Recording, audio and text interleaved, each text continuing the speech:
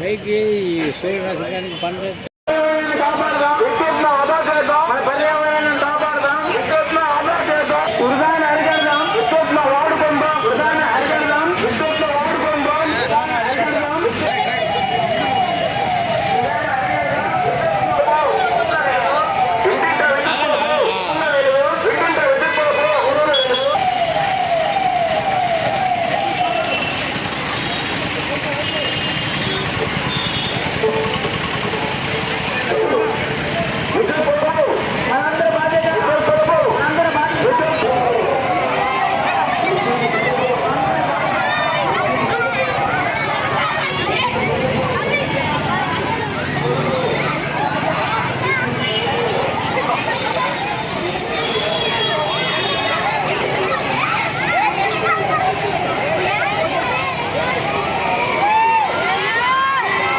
అవసరమైనటువంటి కరెంటు ఆదా చేయడం, కరెంటుని వృధా చేయకుండా ఆదా చేయమని ప్రభుత్వాలు చెప్తా ఉన్నాయి.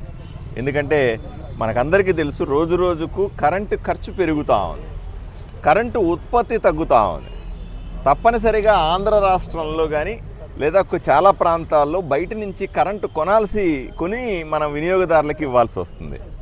ఆలోచన చేయండి, ఒక్కరోజు ఇంట్లో కరెంటు లేకపోతే, అన్నింటికంటే ముఖ్యంగా సెల్ ఛార్జింగ్ లేకపోతే ఏమైపోతారు ప్రజలంతా కూడా, ఫ్యాన్ తిరగకపోతే ఏమైపోతారు, నిద్రపడుతుందా, అట్లాంటి పరిస్థితులు వచ్చినాయి. కాబట్టి కరెంటును ఆదా చేసుకొని కరెంటు బిల్లు తగ్గించుకోవడం ప్రతి కుటుంబానికి అవసరం. దీనిని దృష్టిలో పెట్టుకొని ప్రభుత్వం కూడా ఒక వారోత్సవాల్లాగా ప్రభుత్వం వైపు నుంచి కూడా ప్రజలను చైతన్యం చేయడానికి కొన్ని ప్రత్యేక కార్యక్రమాలు చేస్తూ ఉన్నాం. అందులో భాగంగా ఈరోజు ఆదోనిలో ఒక ప్రత్యేకమైనటువంటి ర్యాలీ చేస్తాను. ఈ ర్యాలీలో సబ్ కలెక్టర్ గారు ఉన్నారు, మిగతా విద్యుత్ సిబ్బంది అంతా కూడా ఉన్నారు ఇక్కడ. అలాగే ర్యాలీ చేస్తూ స్టాఫ్ కూడా ఉన్నారు, కొంతమంది ప్రజా సంఘాలు కూడా ఉన్నాయి. అందరూ కలిసి ప్రజల్లో చైతన్యం తీసుకొచ్చే ప్రయత్నం చేస్తూ ఉన్నాం. నేను ప్రజలను ఒకటే కోరుకుంటా ఉన్నాను, కరెంటు బిల్లులు తగ్గించుకోండి. ఎందుకంటే మనం చూసాం గత ప్రభుత్వంలో ఉన్నప్పుడు జగన్మోహన్ రెడ్డి ప్రభుత్వంలో 6 సార్లు కరెంటు బిల్లు పెంచినారు. ఇంటికి 300 రూపాయలు 400 రూపాయల కరెంటు బిల్లు వస్తూ ఉంటే దాన్ని 5-6 వేలు వచ్చే కరెంటు బిల్లు లాగా తయారు చేసినారు. ఇప్పుడే నేను ఇంటిలో నుంచి వస్తా ఉన్నా, ఇంట్లో నుంచి బయటికి రాగానే ఒక మహిళ వచ్చి అడిగింది నన్ను, సార్ మా ఇంటికి కరెంటు కట్ చేశారు సార్ అంది. ఎందుకమ్మా అన్న, కరెంటు బిల్లు కట్టలేకపోయినాను సార్ నేను అంది. ఎంత వచ్చింది అంటే 1200 రూపాయలు వచ్చింది సార్ అంటుంది. చిన్న గుడిసె లాంటి ఈ ఇంటికి 1200 రూపాయల బిల్లు వస్తే మిగతా వాళ్ళు ఎలా బతుకుతారు పేదలంతా కూడా? అలాగే పెద్దవాళ్ళు ఎలా ఎవరైనా మధ్యతరగతి వాళ్ళే కదా, పేద మధ్యతరగతి ప్రజలు అలాగే మనం ఉన్నాం కదా అని విపరీతంగా ఏసీలు వేసుకొని, విపరీతంగా ఫ్యాన్లు వేసుకొని, విపరీతంగా పెద్ద పెద్ద లైట్లు వేసుకొని ఇవి ఉంటే కూడా మంచిది కాదు. ఉన్నవాళ్ళు ఆదా చేయాలి, లేని వాళ్ళు కూడా ఆదా చేసుకొని బిల్లు తక్కువ చేసుకునే ప్రయత్నం చేయాలి. దీంతో పాటుగా ఈరోజు నరేంద్ర మోదీ గారి ఆశీస్సులతో గౌరవ ముఖ్యమంత్రి చంద్రబాబు నాయుడు గారు ఆల్టర్నేటివ్ ఎనర్జీ మీద, అంటే రెగ్యులర్గా తీసుకునే కరెంటే కాకుండా ఈ సౌర విద్యుత్తు, అంటే ఎండలో వచ్చేటువంటి విద్యుత్ ద్వారా కానీ, మరల ద్వారా అంటే గాలి ద్వారా వచ్చే విద్యుత్ తయారు చేయడం కానీ, వీటి మీద గ్రీన్ ఎనర్జీ మీద ప్రత్యేకంగా దృష్టి పెట్టి ఉన్నారు. వీటి ద్వారా కూడా తక్కువ ఖర్చుతో కరెంటును ఉత్పత్తి చేయడం సాధ్యమవుతుంది. వీటిలన్నింటినీ దృష్టిలో పెట్టుకొని ప్రజలందరికీ విజ్ఞప్తి చేస్తూ ఉన్నాను, దయచేసి కరెంటు వృధా చేయకండి.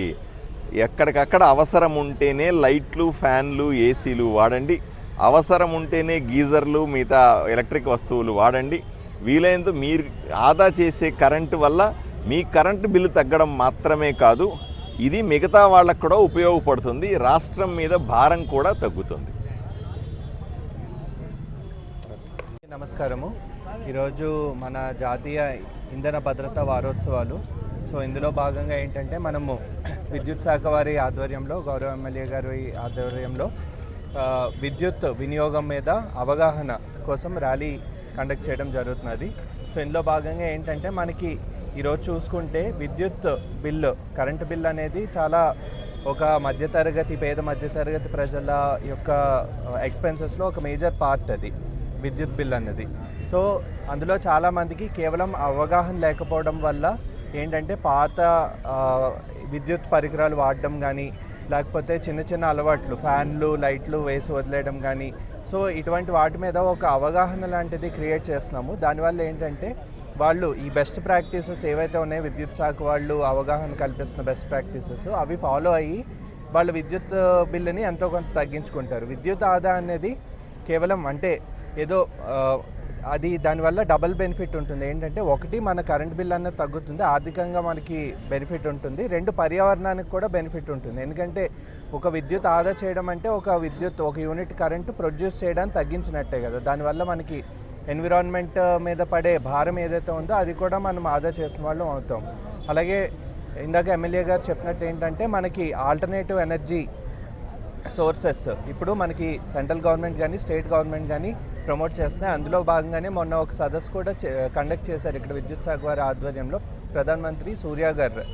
సో అవి కూడా మన వినియోగదారులు ఎవరైతే ఉన్నారో అవి కూడా ప్రయత్నించాలి. ఎందుకంటే దానిలో భాగంగా ఏంటంటే మనం చాలా విద్యుత్తుని ఆదా చేస్తున్నట్టు ఉంటాము and at the same time మనకి ఆర్థికంగా కూడా బెనిఫిట్ ఉంటుంది. సో ఈ విధంగా మనము ఈ విద్యుత్ ఆదా ఏదైతే ఉందో దాని మీద ప్రత్యేకంగా దృష్టి సారించి ఒకటి మనం ఆర్థికంగా కొంత ఆదా చేసుకుంటూ రెండు పర్యావరణం కూడా బెనిఫిట్ చేయాలని కోరుకుంటున్నాను. Thank you.